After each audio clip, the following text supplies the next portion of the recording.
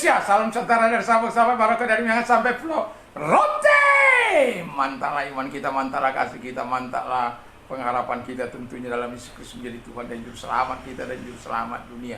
Jangan katakan bahwa Yesus bukan Tuhan, jangan katakan pula bahwa Yesus bukan Juru Selamat. Dia adalah Tuhan, dia adalah Juru Selamat. Kalau engkau percaya, engkau akan diselamatkan. Engkau tidak percaya, engkau akan dihukum. Yohanes 3:36. Karena Yesus sudah berkata, akulah jalan dan kebenaran dan hidup. Tiada seorang sampai kepada Allah kalau tidak melalui aku, dalam Yohanes 14 ayat yang ke-6. Dan keselamatan tidak ada dalam siapapun juga selain dalam Dia, Yesus Kristus. Karena di bawah kolong lain tidak ada nama lain yang diberikan kepada manusia yang olehnya kita diselamatkan. Kisah Rasul 4 ayat 12, Petrus mengatakan. Dan Paulus mengatakan dalam Kisah Rasul 16 ayat 31 dikatakan bahwa percayalah kepada Tuhan Yesus Kristus, engkau akan diselamatkan, engkau dan seisi rumahmu. Mantap!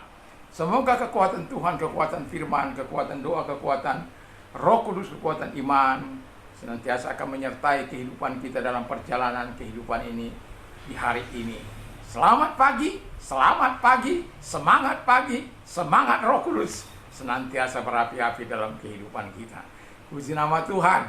Dan saya sangat bersuka cita karena kembali kita bertemu dalam kasih Tuhan, dalam anugerah Tuhan yang begitu luar biasa.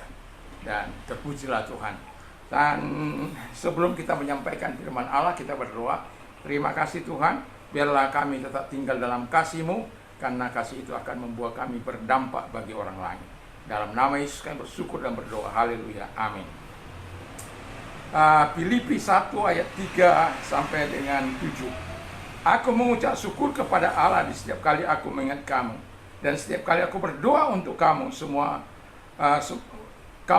aku selalu berdoa dengan sukacita. Aku mengucap syukur kepada Allahku karena persekutuan dalam berita Injil mulai hari pertama sampai sekarang ini.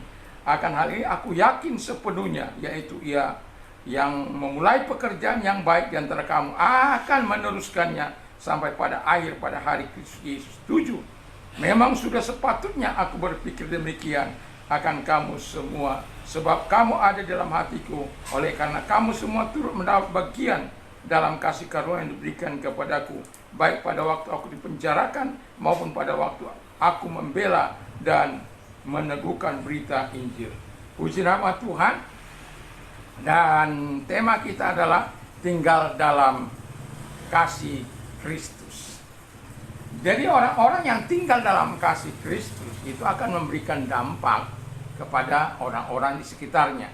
Orang-orang yang tinggal dalam kasih Kristus itu adalah orang-orang yang betul-betul mau mengubah dunia ini. Karena apa? Tuhan memberikan tanggung jawab itu kepada setiap kita. Dan pertanyaan saya adalah dalam ayat ini adalah, apakah akibatnya kalau kita tinggal dalam kasih Kristus? Akibat kalau kita tinggal dalam kasih Kristus menurut Filipi 1 ayat 3 sampai 7 adalah sebagai berikut. Yang pertama, kita bisa berdoa untuk orang lain, ayat 3 dan 4 itu. Jadi kita bisa berdoa untuk kepentingan orang lain, kepentingan pemerintah, kepentingan raja-raja, kepentingan para pemimpin, kepentingan para pemimpin rohani, kepentingan umat, kepentingan pribadi, dan lain sebagainya. Kita bisa mendoakan mereka sehingga lawatan Tuhan, kasih Tuhan, transformasi Tuhan datang bagi setiap orang, sehingga warna dunia ini akan menjadi lebih indah di dalam kasih Tuhan. Mengapa terjadi kebencian? Mengapa terjadi perang? Karena orang-orang tidak mau tinggal dalam kasih Tuhan. Kalau orang-orang mau tinggal dalam kasih Tuhan, kita akan menikmati segala kebaikan Tuhan. Anak saya mengalami beberapa kasus ya, dalam arti dilempar parang lah, lalu kemudian ditinju orang lah. Dan saya hanya mau memberikan efek jerah, tapi tidak ingin memaksa orang untuk memenjarakan orang. Saya hanya ingin mereka bisa menguasai dirinya supaya tidak lagi terjadi hal-hal lalu tangan, melempar parang dan lain sebagainya. Dan kemudian saya pada akhirnya saya mengatakan walaupun harus ngotot terlebih dahulu supaya mereka mengingat peristiwa itu, ya, sehingga mereka tidak suka lalu tangan, tidak pakai alat-alat benda tajam untuk melukai orang lain. Dan walaupun sebagaimana orang percaya harus tetap mendoakan mereka supaya tetap tinggal dalam kasih Tuhan. Dan kita pada akhirnya damai. Ya. Ya mungkin bagi mereka tidak menyenangkan karena dilapor, tetapi bagi kami ya adalah membiasakan orang supaya mereka terlatih untuk tidak lalu tangan kepada orang-orang lain. Dan bagaimanapun emosinya, bagaimanapun marahnya, jangan lalu tangan, apalagi sampai lalu dengan alat-alat senjata tajam. Dan itu tidak baik. Dan akhirnya damai. Dan yang peristiwa yang baru ini, anak saya akhirnya saya juga dengan dia jadi akrab. Peristiwa itu tidak membuat kami jadi bermusuhan, tidak. Bagi saya, ya inilah pelajaran. Saya hanya katakan, mengapa kami melapor? Supaya tangan kamu itu tidak biasa lalu tangan. Supaya tanganmu itu tidak biasa melemparkan pisau, melemparkan apa saja, sesuka-sukamu. Tidak, ada aturan yang harus, ada aturan-aturan hukum yang harus kita ikuti. Tidak bisa sembarangan. Walaupun pada mulanya garang begitu, tapi kalau sudah di aparat itu nggak bisa. Kalau sudah namanya lalu tangan, itu kriminal. Apalagi menggunakan senjata, itu kriminal. Tindakan kriminal. Dan kalau saya tidak mau berdamai, pasti masuk penjara. Atau anak saya tidak mau berdamai, pasti masuk penjara. Karena itu tidak akan mungkin lewat. Nah, jadi kita sebagai orang yang percaya harus penuh dalam kasih. Dan kita doakan supaya hidup dalam damai. Yang kedua kita percaya akan pertolongan Tuhan, ayat yang ke-6. Jadi Tuhan yang melakukan yang baik akan terus melakukan yang baik bagi kita. Kalau dia sudah memulai, akan terus mengakhiri dengan yang baik. Dan itu sebabnya kita percaya pertolongan Tuhan itu tidak separuh-separuh. Pertolongan Tuhan itu tidak setengah-setengah. Pertolongan Tuhan itu bukan seperti pertolongan manusia dengan manusia. Pertolongan Tuhan itu dari awal sampai akhir. Dan itu sebabnya tinggal dalam kasih Tuhan. Supaya kita menikmati dampak yang begitu luar biasa. Kita menerima manfaat, keuntungan dari kita tinggal dalam kasih Tuhan. Bukan hanya untuk kita, tapi untuk orang lain juga. Dan itu sebabnya orang yang tinggal dalam kasih itu harus berdampak ke tengah-tengah dunia ini. Kalaupun terjadi pertikaian, ya kalaupun Anda melapor, ya jangan sampailah ya mempenjarakan orang. Mobil saya juga walaupun secara manusia maunya memenjarakan mereka, tapi saya mengingat anak kecil yang masih dan kemudian mau berdamai, apa salahnya? Nggak ada yang kurang dari kita. Dan justru dari situ orang-orang akan melihat bahwa kita tidak ingin memenjarakan orang, walaupun mereka berniat buruk pada mulanya. Tetapi Tuhan kan dari peristiwa yang ada, Tuhan katakan mereka rekan perkara-perkara yang baik bagi kita. Seperti Yusuf kan, saudara-saudaranya buang dia dan jual dia, dan pada akhirnya dia menjadi pemimpin nomor 1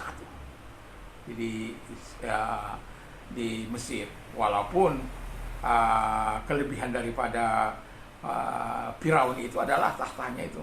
Jadi kalau dia sudah mengerjakan yang baik dari awal, dia akan terus mengerjakannya sampai akhir. Percayalah pertolongan Tuhan.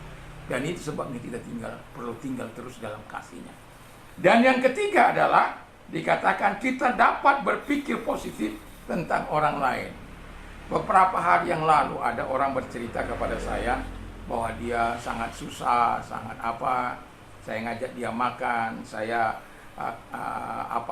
kami berolahraga bersama, dan kemudian saya ajak dia tinggal. Istri saya bilang, Pak, Bapak belum kenal. Sudah orang-orang, walaupun pada akhirnya setelah saya membuka jati diri saya, kemudian dia tidak lagi tidak juga ingin berharap mungkin ya apalah. Kalau saya sih tidak ada masalah, karena saya akan tetap berpikiran positif kepada orang-orang yang walaupun baru kali pertama saya kenal, dan saya juga tidak tahu keadaannya yang persis, saya tidak tahu. Tapi saya mau belajar untuk positif, ya. Kita positif kepada orang lain supaya apa? Dengan pikiran positif yang diberikan oleh Tuhan. Karena apa? Kita juga dulu orang-orang tersesat kok. Orang-orang yang terhilang, orang-orang yang perlu dibantu. Saya kalau bukan dibantu oleh orang-orang yang cinta saya akan terhilang. Seperti Pak Joni Longkuto, teman saya, atau penginjil almarhum Joni Longkuto, dan yang satu Joni Sinaga. Kalau bukan karena mereka, mungkin saya adalah orang yang terhilang. Tetapi karena mereka punya pikiran positif, bukan karena saya pada waktu itu baik, bukan. Justru sebaliknya. Tapi disitulah kasih Tuhan itu yang mereka miliki, membuat saya, benteng pertahanan saya, kekerasan hati saya bisa berubah. Oleh karena apa? Kehadiran Tuhan dalam hati saya. Saya keras itu karena Tuhan belum hadir dalam hati saya, dalam hidup saya. Tapi setelah saya menerima Dia sebagai Tuhan dan Juru Selamat, saya menerima transformasi dari Dia. Dan itulah sebabnya Tuhan mengajar kita untuk berpikir positif kepada yang lain, supaya dengan kasih Kristus itu kita bisa menyelamatkan orang-orang yang belum percaya kepada Kristus. Dan jangan pernah khawatir, jangan pernah ragu. Tapi ingatlah, senantiasa serahkan diri kepada Tuhan. Dia yang tahu jauh lebih daripada apa yang kita lakukan. Yang penting kita tetap lakukan dengan kasih yang tulus, sebagaimana Tuhan sudah melakukan kita dan melakukannya kepada kita dan membebaskan kita. Kiranya Tuhan Yesus memberkati kita. Biarlah kita tetap tinggal dalam kasih Tuhan sampai selama-lamanya. Mari kita tunduk kepala, kita berdoa. Terima kasih Bapa di surga, kami mau terus tinggal dalam kasih-Mu. Kalau engkau sakit, arahkan tanganmu kepada Tuhan. Allah tidak mengenal jarak, ruang maupun waktu. Dia bisa menumpangkan tangan atas mudah menyembuhkan engkau. Kalau engkau orangnya, arahkan tangan kepada Tuhan. Terima kasih Tuhan. Kami percaya kuasa-Mu tetap sama dulu, sekarang, sampai selama-lamanya. Segala sakit penyakit yang mereka derita dalam nama Yesus aku perintah keluar. Dan oleh bilur Yesus engkau sembuh. Oleh kuasa Tuhan kau dibebaskan dari sebagai macam permasalahan dan sakit penyakit. Terima kasih Bapa di surga. Dan kami juga berdoa kepada mereka-mereka yang susah. Kiranya Tuhan menolong mereka dan memberkati mereka dan menyatakan kuasa-Mu. Kalau engkau orangnya, arahkan tanganmu kepada Tuhan. Ada banyak mereka yang susah Tuhan saat ini. Tapi kami percaya kuasa-Mu cukup untuk menolong mereka, membantu mereka, mengeluarkan mereka dari segala kesulitan itu. Dalam nama Yesus kami bersyukur dan berdoa. Haleluya. Amin. Selamat pagi, selamat beraktivitas. Jangan lupa kalau Anda ingin berdonasi dengan nomor rekening yang ada di bawah ini. Kiranya Tuhan memudahkan Anda dengan kasih-Nya untuk melakukan sesuatu bagi saudara-saudara kita yang ada di Tapanuli Utara. Saya selalu membatasi diri dengan khotbah, saya juga selalu membatasi diri dengan khotbah-khotbah saya. Dan ini juga karena terlalu banyak bencana di sana-sini, saya hanya membatasi diri untuk Tapanuli Utara, Tapanuli Tengah, dan Tapanuli Selatan. Karena itu hanya bergerak kira-kira tidak lebih dari ujung sampai ke tidak lebih dari 100 km. Jadi masih mudah dijangkau. Kiranya Tuhan Yesus memberkati kita dan nama Tuhan dipuji dan dipermuliakan. Mantap, mantap.